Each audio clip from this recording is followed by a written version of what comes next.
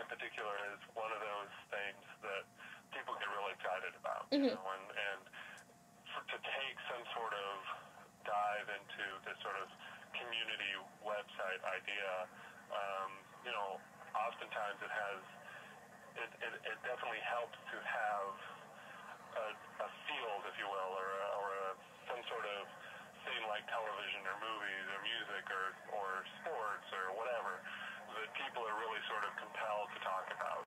You know, EW and Entertainment Weekly magazine, they have hired their own staff writers who write recaps for all the same shows generally, or at least they blog about it, you know, through Pop Watch or something. What is the benefit, or, like, I guess kind of the having the user-created content almost right next to it on TV Fan, and then even having some of the user-created content, it pops up on the main EW website. Yeah.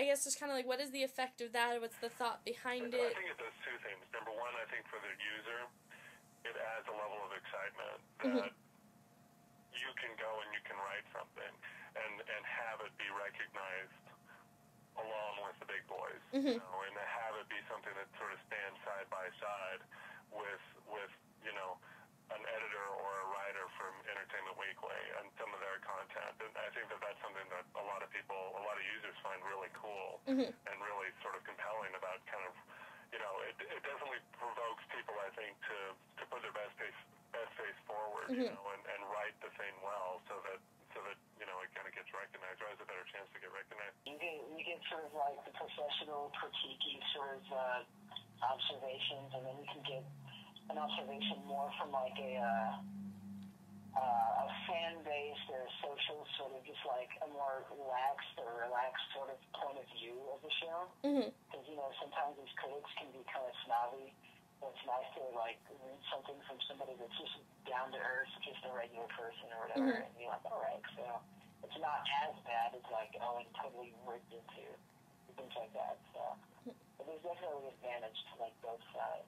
We're also sort of hoping, you know, it maybe not immediately, but at some point in the future becomes a more, I guess, immediate sort of function of our website, which is that as more television content is online, we think it really is beneficial for us to be sort of like an online water cooler, if you will.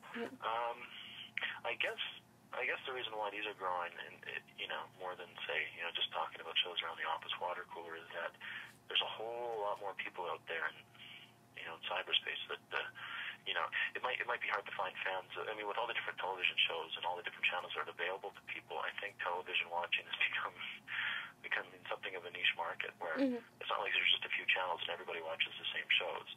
You might not have the same sort of group of people in your office that, you know, you can say, hey, did you see that show last night? But if you go online, there's all these television sites, you know, some are devoted to all things television, some are devoted to particular sites where it's easy to find like-minded individuals who like shows and like them for the same reason too.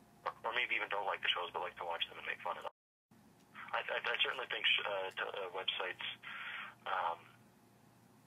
like ours I do think they encourage better television, in that there's more of a sense that people are, you know, they need their entertainment to be good and not necessarily just escapist. There need to be, you know, television shows that have plots that don't disappear from, you know, from week to week. I'm not really much of a blogger. Like, I didn't really start getting into all that until Entertainment Weekly.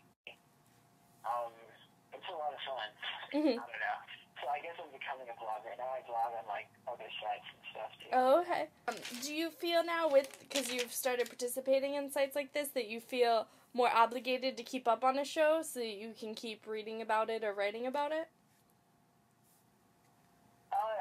That's a good question, actually. Yeah, a good example, I guess, would be the Sarah Connor Chronicles. Like, I caught the premiere just because, you know, I was interested, like most people were, and I blogged on it and stuff, and I got some responses back and some stuff like that, and I'm just like, oh man, I guess I better bring the heat next week and stuff like that. So even sometimes when the show isn't even all that good, I find myself sort of just like trudging through it, just for the sake of being able to post out some blogs, because you never know, a show might get a lot better or it might get a lot worse or whatever. But you know, it's sort of fun to have like sort of continuity with something. So yeah, I definitely find myself somewhat obligated to keep vlogging Yeah. a particular show or something like that.